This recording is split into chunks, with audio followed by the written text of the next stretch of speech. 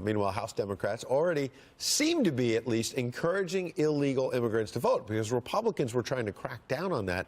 Democrats blocked the effort. That's right. Well, yeah, go ahead, Ed. Go for it. No, the Democrats in the House just passed H.R. 1. It's a bill they believe would curb money in politics. Here's some of the things from H.R. 1. Aiming to curb money in politics, easier to vote, automatic registration for 18-year-olds, public financing for congressional campaigns. Presidential candidates have to provide their tax returns. Wonder what that's about.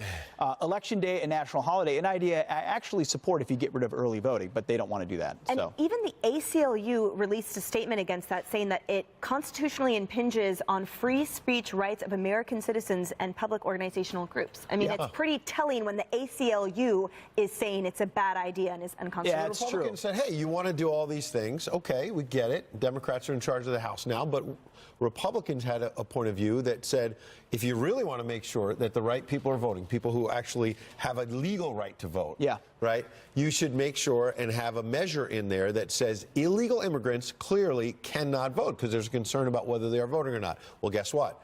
The House shot that GOP motion down 228 to 197. So they basically said, no, we don't want to include a provision that makes sure that illegal immigrants don't vote. Think about this for a second, folks. Just register that in your frontal lobe.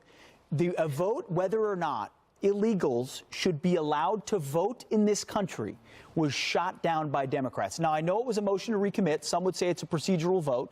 But ultimately, now they're on the record saying, no, I don't want to prevent illegals from voting in federal elections. For all those legal citizens out there, should be an eye-opener. And this isn't a discussion in a vacuum. This was born out of, in part, a San Francisco issue. It's happening right now, which is illegals voting in certain situations, school board, et cetera. Local elections. Exactly. And so it really has real-world implications, obviously, right now. Nancy Pelosi defending voting rights for all immigrants. We have a statement from her here.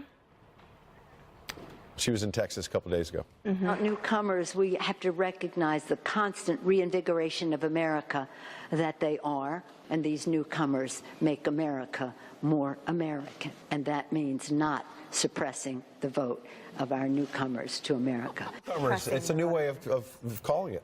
Newcomers? Is that a formal Stacey term? Abrams ran for governor down in Georgia, said, I need to put a coalition together. She was talking about Asian Americans. I need illegal aliens, whatnot. She said it out loud. This is what Democrats are saying.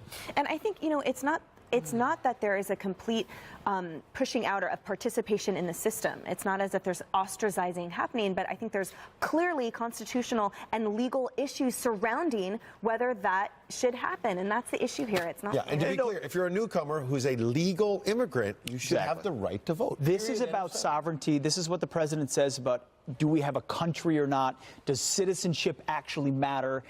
The term newcomer is a joke.